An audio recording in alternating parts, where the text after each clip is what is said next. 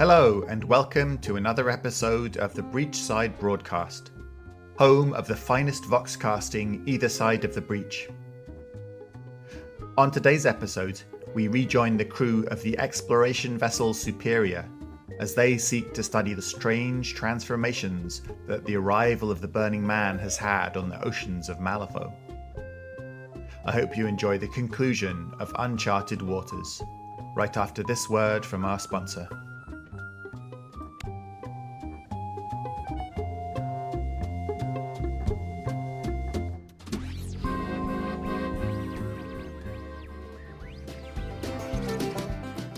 This episode of the Breachside Broadcast is brought to you by Lilyworth Industries Shock Torpedoes. Each torpedo can deliver an electric charge into its target that's powerful enough to take out anything from a blue whale to a leviathan. Our torpedoes can be sized to fit destroyers, frigates and cruisers, or adapted to private vessels that might need a little bit of extra protection on the high seas.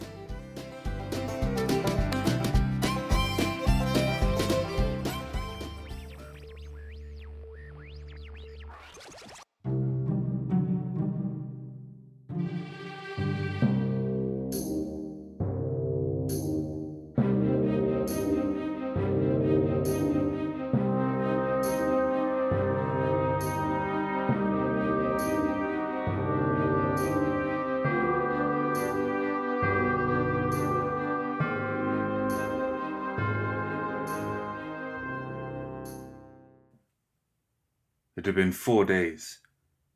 Maxine sat on the bridge of the Superior, a cup of thin coffee cooling next to her. The sun hadn't come up yet, but she was already fending off a headache and dreading the approaching dawn. Her anxiety grew as she glimpsed the first flickers of light through the bridge's viewports. An Ethercom console beeped loudly, and she flinched away from it. A static-filled voice filtered through. Communications deck to Dr. Agassiz, it's the Hammer. They're requesting another update. Maxine stalled for time by sipping her lukewarm coffee. Every 4 hours now. Tell him we're beginning the day's operations. We'll send word as soon as they're underway. Yes, Doctor. Maxine swore, earning a chuckle from Kaya as the Abyssinian woman entered the bridge. She handed Maxine a list, which the doctor read over. We still have a few weeks' worth of standard rations and fresh water. Nothing to worry about yet. Maxine chewed her lip. The numbers were fine, but even with her after catching fish, she didn't savor the prospect of living on tinned food. What about engines and power? We're at half a tank fuel-wise. Batteries are still charged, but every time Beeb takes Calypso out for a swim, they need to be recharged. Maybe 2 or 3 more weeks before we need to return to port. There was a moment of silence as Kaya hesitated. Waiting isn't always a bad thing, Mom. Like you said, the Burning Man is unpredictable. I know. I don't regret being out here. I just wish we had something worth being prepared for. Maxine sipped her watery coffee and donned her coat. You have the bridge for now, Kaya. I'll see how Beeb is doing. Yes, Mom. Maxine didn't have far to walk. The scanning room was just down the corridor from the bridge. A tired-looking team was working over the consoles, blinking and bleary-eyed even as they remained committed to their work. Beeb seemed to be the only one who seemed rested at all, though the heavy circles under his eyes proved otherwise. His hands worked over Calypso's controls, taking reading after reading. How many launches is that, Doctor? Maxine asked. This would be her 7th. He glanced up from the viewing lens. I thought a night dive might help me work out the last of her sea trials. I'll definitely have to upgrade her lenses for low-light conditions. The torchlights don't help much if they have nothing to illuminate. She rubbed her temples. Has there been any change in your readings? Anything at all? He offered an apologetic smile. Nothing. Readings are unusual for the waters, but the only change has been the dissipation of the organic compounds we first read. He rubbed his eyes before letting his hands fall into his lap. It's possible we missed the event you described. Perhaps a portal did open, but we arrived days late. I don't believe that, Maxine insisted. We'd have detected something prior to our arrival. Beebe nodded. We'll keep looking, but... Something on Calypso's console beeped.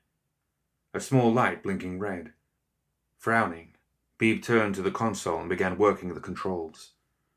What's wrong? Maxine asked.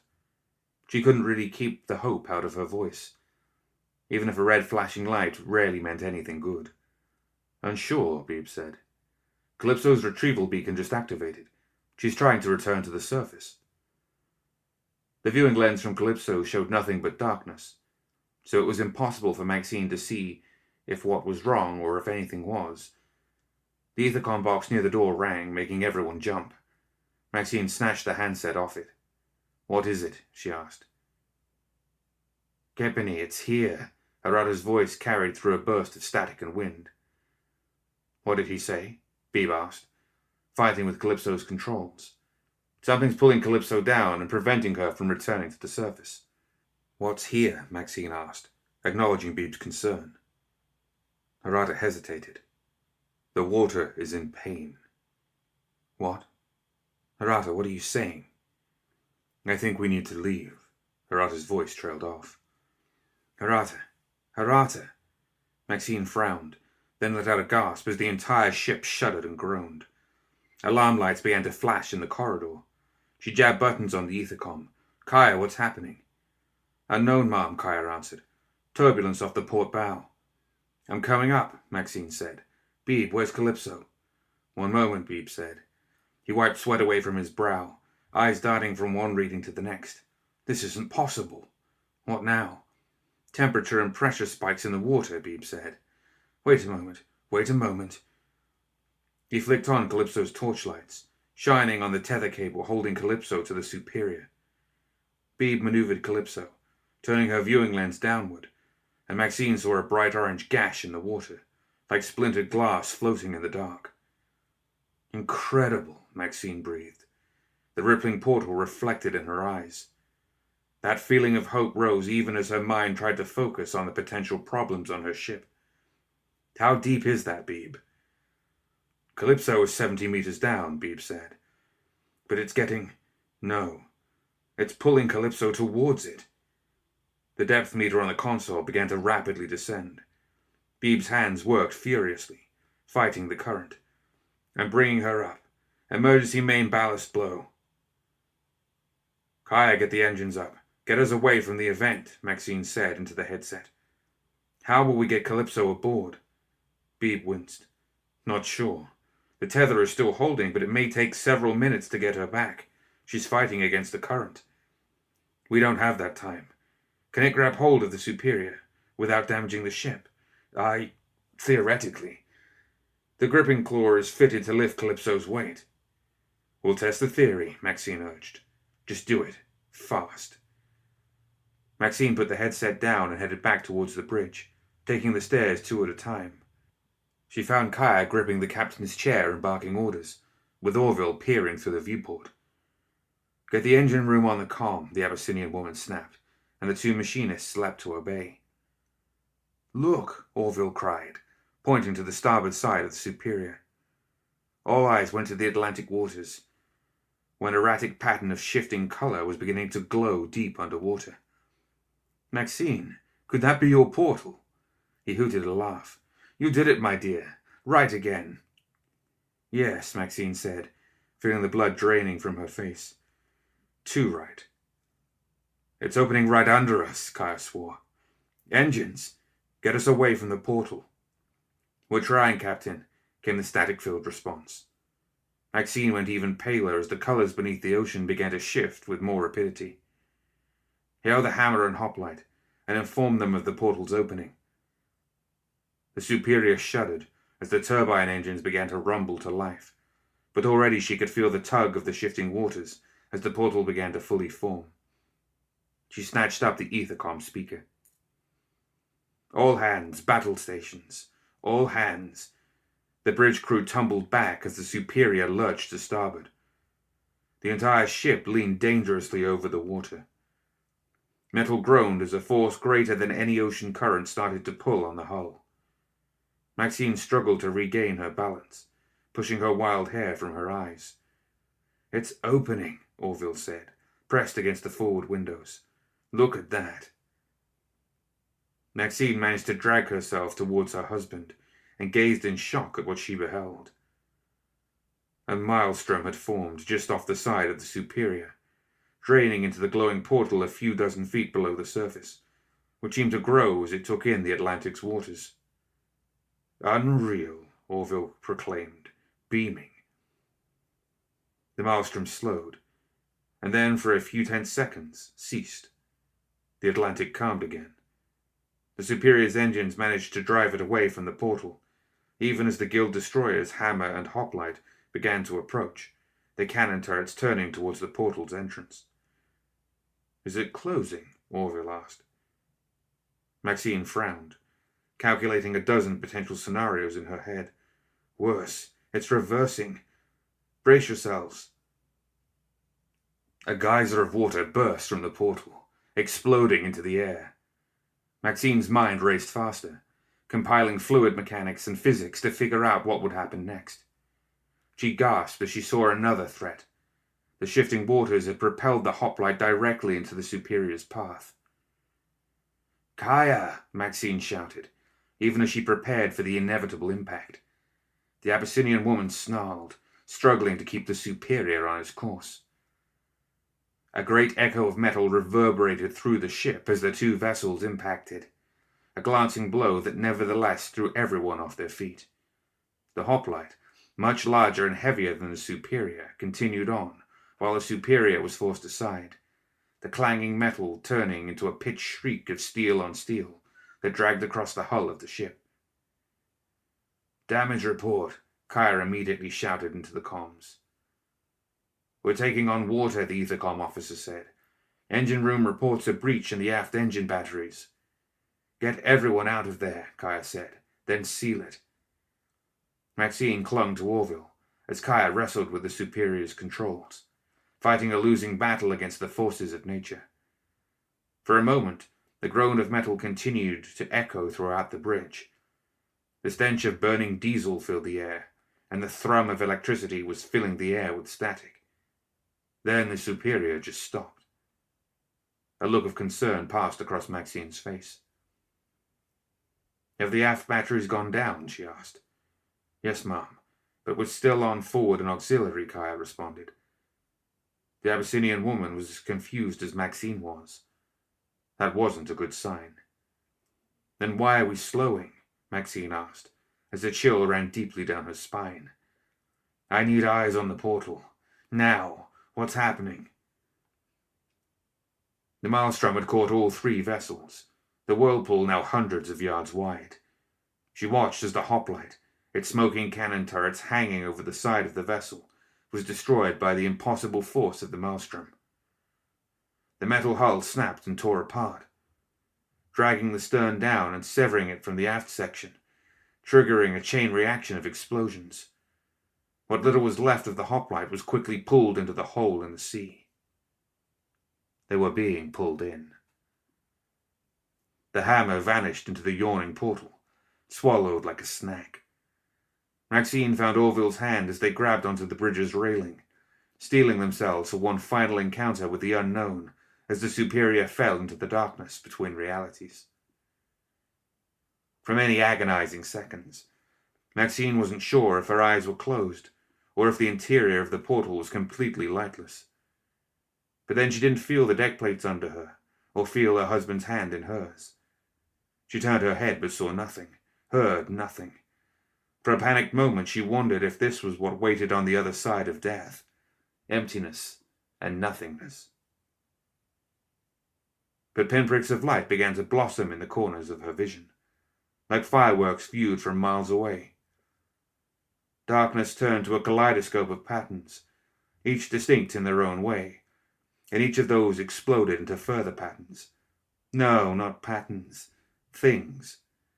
Bodies, disgusting parodies of biology, twisting and fusing into impossible shapes.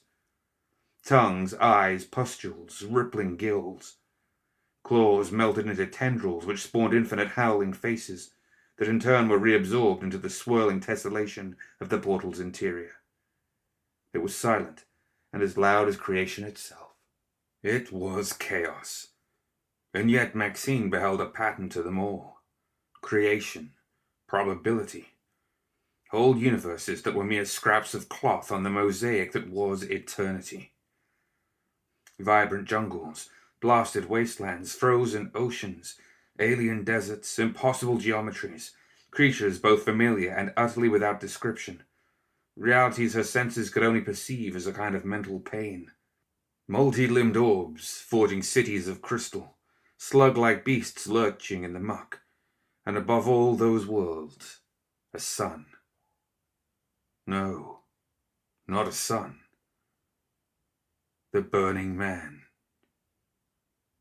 The Superior burst forth from blue-green waters like a surfacing whale, its bow hanging in the sky for a few tense milliseconds before it splashed back down. Water spilled off the decks, washing away debris and bodies. Glass shattered in the viewport, metal screeched, and anything that wasn't tied or bolted down scattered across the floor. Maxine found herself on her knees, every nerve on fire. Orville was sprawled out beside her, still clutching her hand, though she could not remember his touch moments before. The bridge was dark, the crew groaning and coughing. Maxine struggled to breathe, her eyes still flashing with images of what she'd beheld. She shook her head, trying not to gasp at the pain that tore through her arm. Orville roused nearby, slowly pushing himself out from a pile of navigational equipment and maps. "Report," Kaya shouted, already back on her feet. "All stations, report." It took a few moments, but the Superior's crew fed information over the static. Engines down, batteries out, comms spotty. "Where are we?" Maxine asked. She hissed when Orville tried to help her stand. Something was definitely broken, but she shooed away her husband's concern. Her eyes sparkled, almost dancing with the colors that the portal had shown. "Did you see? Inside the portal, did you see it?" she asked Orville eagerly. "See what?" he asked. "I saw only the portal, and then we were here." Maxine frowned, noting the response. Then Orville's statement sparked a question. "Where is here? Where are we?" Orville helped her to her feet, and the pair went to the forward viewport, now sporting a web of cracks. The seas were dark but calm. "Maxine, look," Orville said, pointing skyward. She traced his finger to a moon hanging low over the horizon, and then a second, appearing to follow in its wake. "Malifaux has 2 moons, doesn't it?" She continued looking at the stars. "That it does. But we're perhaps further into the unknown reaches than any human before us. We could be thousands of kilometers away from Guild territory." He smiled. Another first for the Agassizes. "Orville, He put a hand on her good arm. "No time to lose confidence now, dearest. Let's get everyone home first. Then we can surrender ourselves to dread." While the two exchanged bittersweet looks, Kaya turned to Beebe. "We need to restore the ship's systems. Have you seen the engine specs?" "Of course, but—" "Go then," Kaya ordered. "You know what you're doing. Try to get them up and running." She saw Beebe's apprehensive look and sighed. "I'll order the crew to get Calypso when we're sure the ship is not in danger." Beebe looked satisfied, but grim. "Thank you. I'll see what I can do." He quickly left the bridge. "I want a full report on the engines," Kaya continued. "Runners between decks if the comms start dying. If you're injured, organize duties as appropriate." "You got it," a machinist said, squeezing his way through the bridge door. He eyed Maxine as he passed. The scientist was clearly in pain, but had gritted her teeth against making a scene. "Let's go see if we can determine our location," Maxine said. "Orville, fetch your pack, find Hirata, and send him up if he's not injured." "Of course," Orville said, unable to keep the excitement out of his tone. He gave Maxine a peck on the cheek before scooting off. Kaya, Maxine continued, can we see if the hammer made it through the portal? The Abyssinian woman grabbed a pair of binoculars before helping Maxine carefully outside. Maxine scanned the waters for a moment before her search was rewarded. There's the hammer, she said. It looks like they made it. Kaya looked through the binoculars. I see sailors on the deck. They're trying to signal us by semaphore. She studied the flag-waving man on the hammer's deck, frowning. Looks like their engines are down as well, Mom. Could have been some kind of surge from the portal, Maxine mused. Hirata approached. The Maori man was bleeding from a few cuts, but otherwise seemed unharmed. The sheer amount of power. We're lucky we weren't all consumed by it, he said. He glanced at Maxine, almost staring through her. You felt it too? Maxine gently bobbed her head. Orville didn't have an ounce of magic in him, but the Maori mage had to have seen what was inside the portal. A discussion for another time, if they survived. The Superior shuddered again, the deck plates trembling beneath them. The vibrations made Maxine's bones grate against each other, and starbursts of pain clouded her vision for a moment. Was that from their engines? Or were those ours? Maxine asked, breathing sharply. Neither, Mom, Kaya said. Look. A dark shadow had welled up from below the two ships, turning the steady seas into a dome of roiling water. The two watched as a shape burst out of the water and crawled onto the side of the hammer's midsection. It looked like some horrid combination of a crab and an eel, extending a long fleshy neck and a gaping maw from under a hardened shell. Dozens of eyes peered from beneath, and thin pincers on long limbs extended out to pluck up men from the hammer's deck. Chaos erupted on the Guild Destroyer. Gunfire could be heard in distant pops, joined by flares of magic and a spectrum of colors that burned, chilled, or electrified the beast's shell. It fed with a ravenous hunger, seemingly oblivious to resistance. One of the hammer's deck guns fired, missing the beast entirely. The shockwave it produced made the creature release the ship and dip back into the water, but Maxine could still see it gripping the destroyer's underbelly. Great ancestors, Hirata whispered.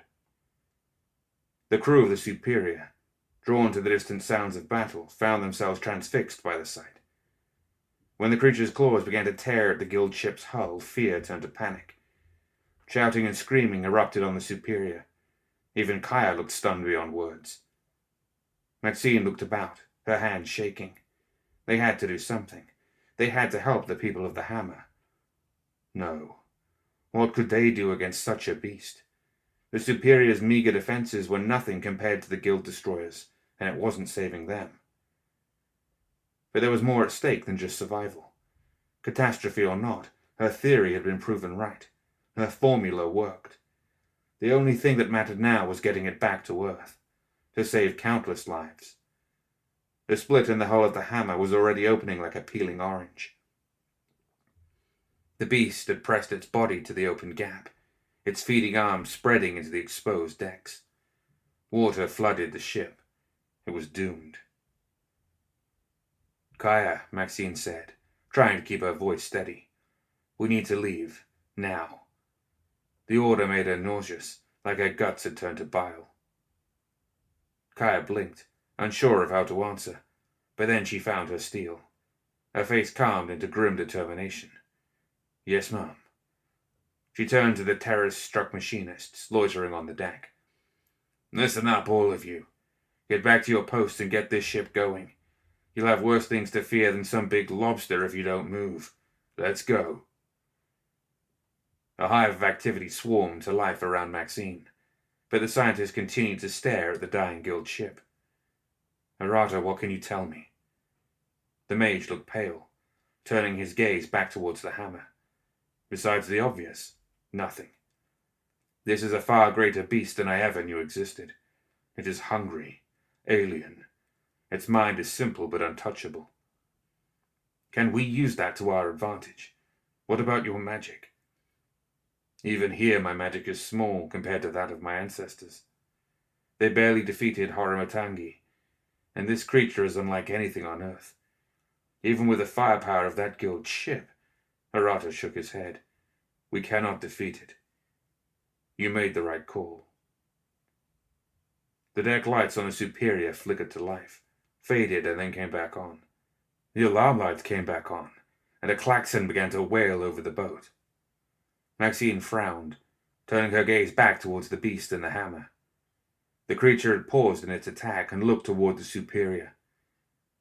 The hammer was already folding in half as it sank, the few survivors aboard either clinging to the far ends of the ship or drowning into the icy waters below.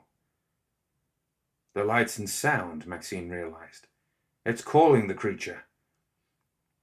Hirata's eyes widened as he broke into a run back towards the bridge. The Superior shook as its engines roared to life. Turn out the lights, Hirata shouted up to Kaya. The creature can hear us and see us. Kaya frowned, unable to hear him over the blare of the klaxons. Hirata hesitated, then turned to help Maxine. The pair spread to the bridge. Cut all non-essential power, Maxine said, as she burst into the ruined room. I want engines and comms, nothing else. Turn out every light you can and keep quiet. That beast is being drawn to us. Kaya swore at the realization. She pressed buttons and flipped switches, cursing quietly after each one. The Superior began to fall quiet, save for the rumble of its engines. Hirata, find Dr. Beebe and bring him, Maxine continued. We'll need you both here. Hirata deftly avoided the bridge's mess and ran down the stairs. Kaya began steering the Superior away from the hammer and its gargantuan attacker. Maxine watched from the windows, squinting against the darkness. Dread replaced the guilty bile in her stomach. The monstrosity was definitely moving closer to the Superior. Faster, Kaya, Maxine urged. We'll be lucky to manage this much, Mom, Kaya said grimly.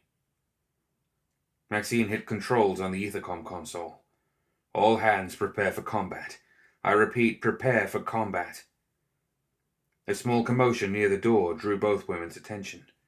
Hirata and Beebe emerged from below decks, breathless and smudged nearly head to foot in engine grease. Your man said we were being attacked. The hammer went down, Maxine said. That beast is after us now. What are our options? A broadside, Kaya suggested. Turn us about and hit it with every shock harpoon we've got. The guild unleashed everything they had on it, Hirata said. It didn't flinch. Outrunning it is our only option then, Maxine confirmed. Doctor, what would be our top speed if you could repair the engines? There's a breach in the engine room. It would take a day to drain and reinitialize, Beebe said. Right now, 13, 14 knots at best. I could fly out there, Orville offered. Drop some charges and distract the old beastie. Those wouldn't hurt it, Kaya and Beebe said in unison. The two engineers looked at each other in surprise, but it quickly gave way to depressing silence. Then Maxine looked up. Distract, she said. Orville, that's it. Fly out a few 100 meters away from us and the hammer and drop a charge there. It might break off to investigate, giving us time to get away.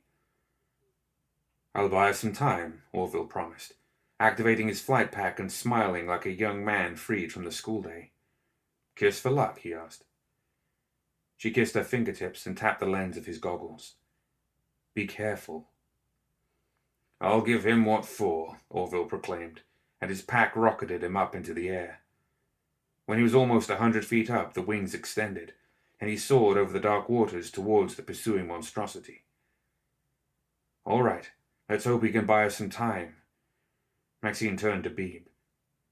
Doctor, if we get the winch running, can you get Calypso up to the deck? Beebe looked even more crestfallen than before. The portal opened too quickly to get her back on board. Her signal is gone. No, she's still with us. They all turned to Hirata. His eyes were closed, and a very faint bit of magic flowed across his hands. He concentrated, whispering. His hands turned upwards, as if trying to lift the great weight. Sweat beaded on his forehead, but Hirata continued to raise his arms. The sound of displaced water drew everyone's attention again. Something much smaller seemed to be making its way towards the Superior. Maxine watched in amazement as the spherical body of Calypso rose from the ocean. An explosion broke out over the water like a thunderclap. All eyes turned to see the spray of water into the air as Orville dropped the first of his charges.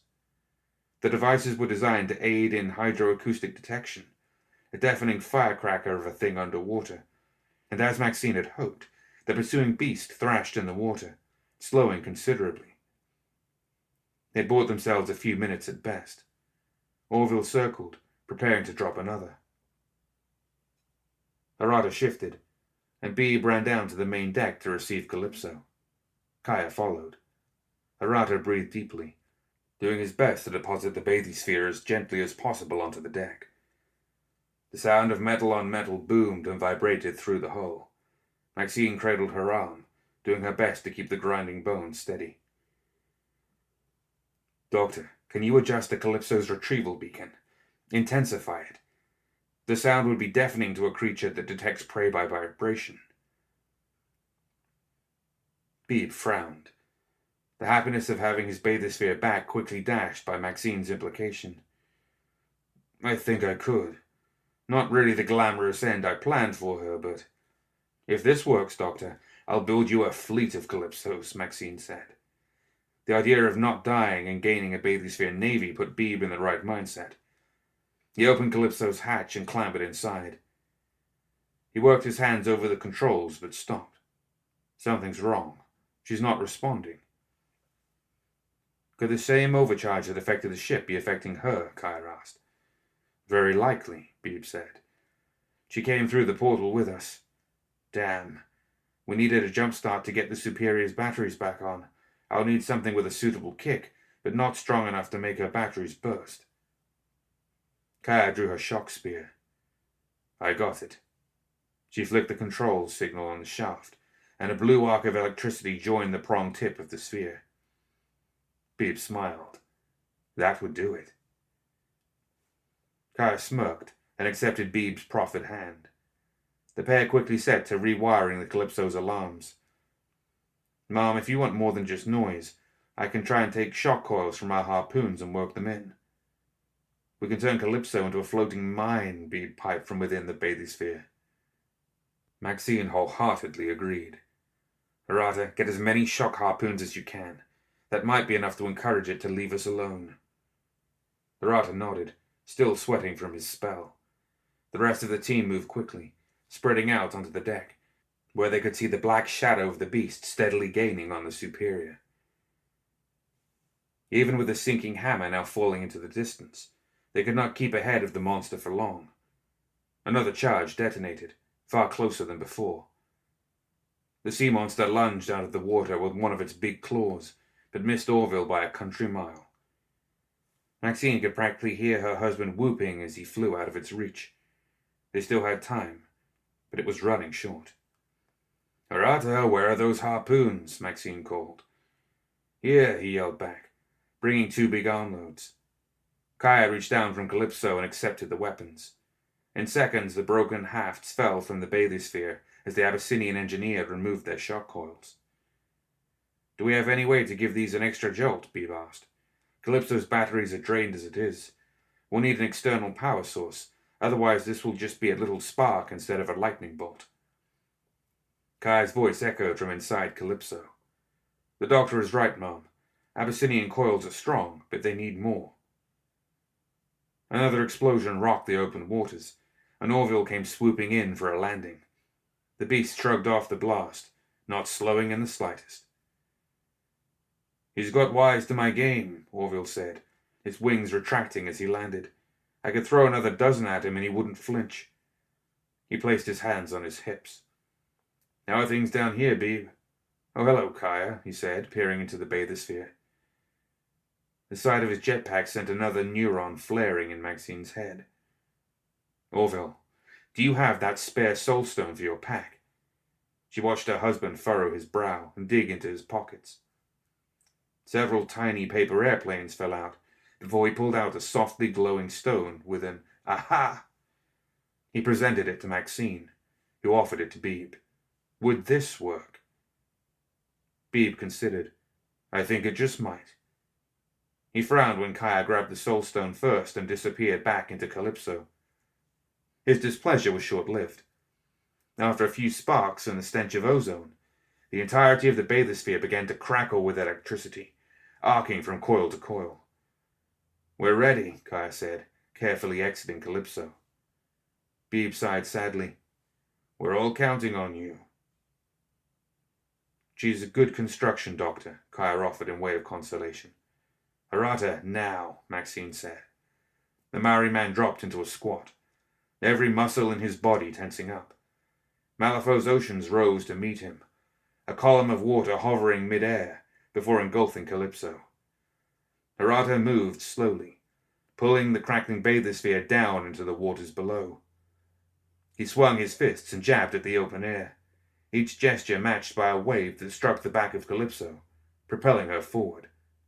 The water began to thrum and vibrate as the coils electrocuted their surroundings, while the beacon sent out pulses of discordant noise.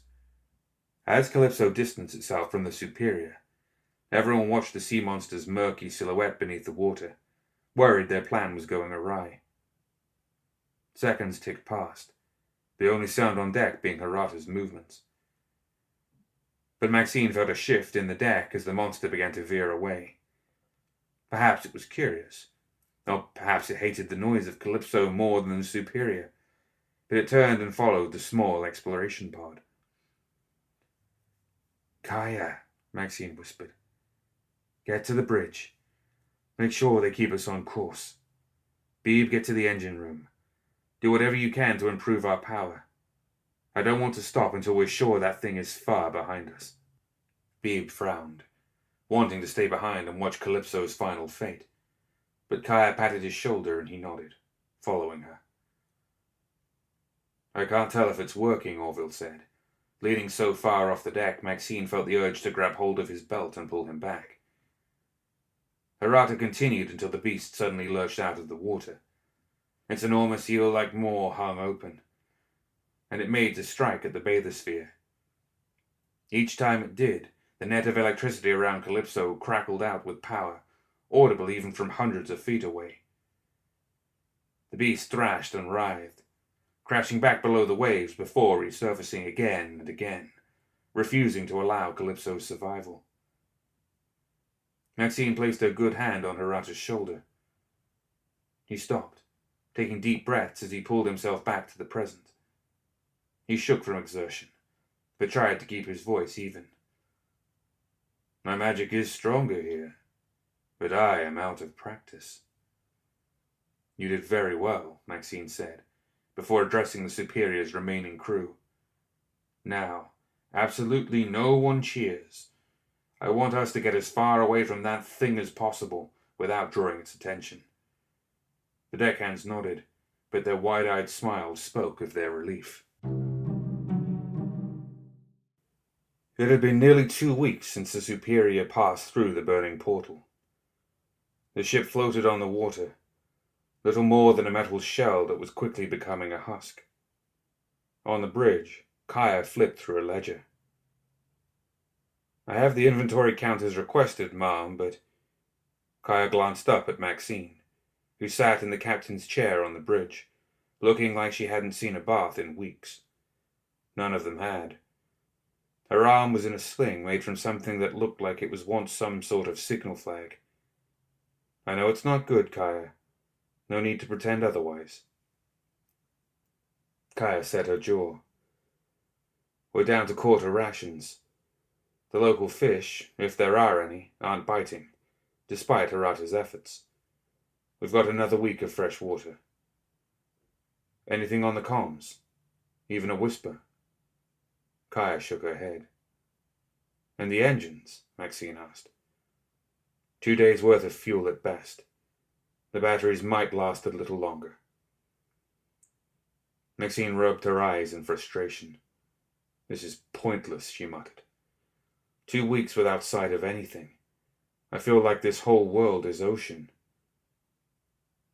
Assuming this place is Malifaux, as you theorized, it made sense to turn west, that the continent holding Malifaux City might be analogous with North America back on Earth. Assuming this even is Malifaux, We could be anywhere. They entered the scanning room. It was empty save for Beebe, who was sitting near Calypso's console, and Orville, who had turned one of the few crude maps of Malifaux they had on board into a paper glider. "Anything on those scanners?" Maxine asked. "For the 5th day, no," Beebe snapped.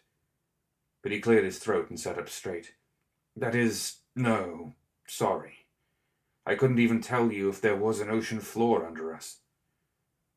"Orville, anything?"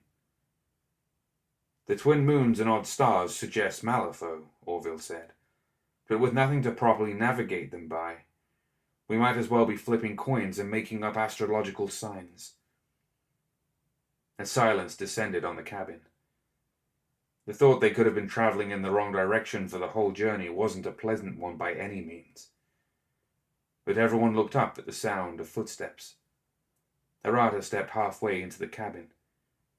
"Capenny, I think you need to be here for this." "For what?" Maxine asked. "He's coming," Arata said, sounding grim and walking back toward the fore of the ship.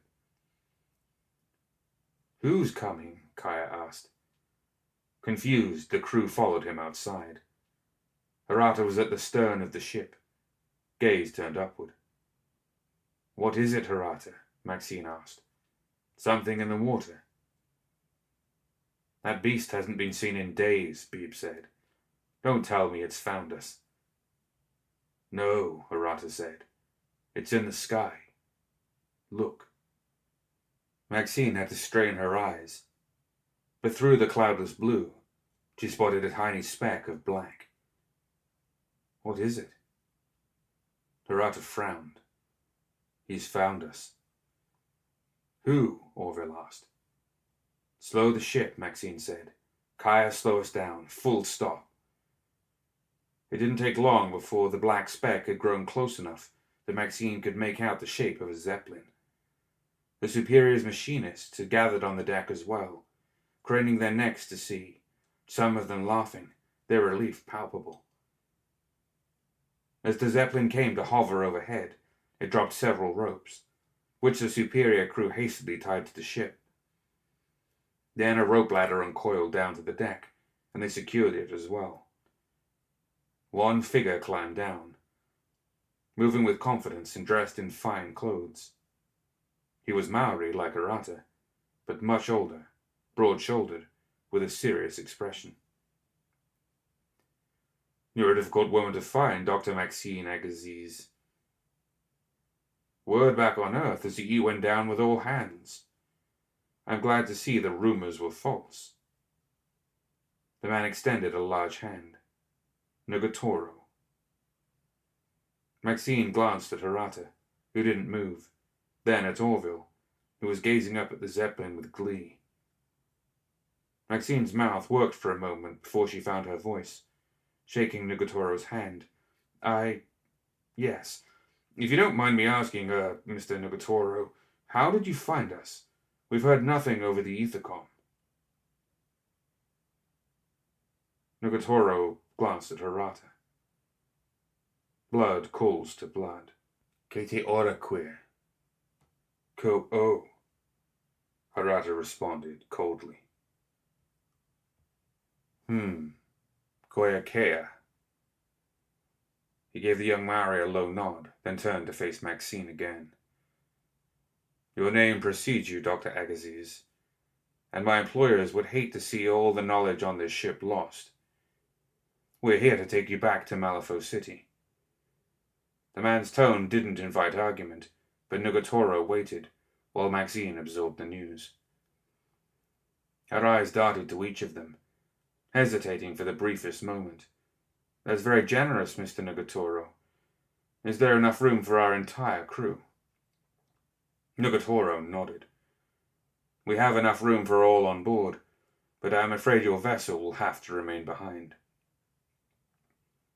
The thought of leaving the Superior, even under these circumstances, sent a trickle of sadness through Maxine, equal to losing a crew member. She dwelt on it for just a moment, before wistfully nodding to Kaya. You heard the man, Kaya said. Take only what you can carry. We may not be back for some time, so be sure you can't part with what you bring. Move. The Superior's crew and Nugatoro's men began rapidly gathering everything they could carry. Maxine approached Tarata, cradling her arm. She spoke quietly. Is he your father? The younger man turned away from the scene, busying himself with wrapping up his harpoon and nets. He's blood, nothing more. He's more interested to learn about the formula that brought us all this way. Very interested. He represents a specific group of people not unlike your crew. They're good for their word, but watch what they say. You sound like you don't trust him, Harada. He did come out all this way to save us. Harada looked out at the ocean as if hoping to see the monster once more, then turned and stared up at the airship. Did he?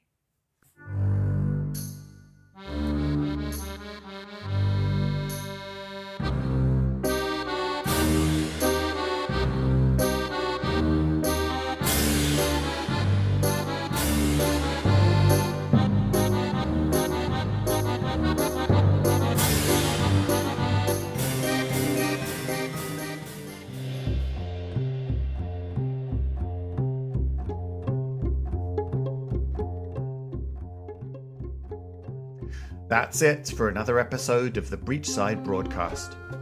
Join us next time for more Tales of Malifaux.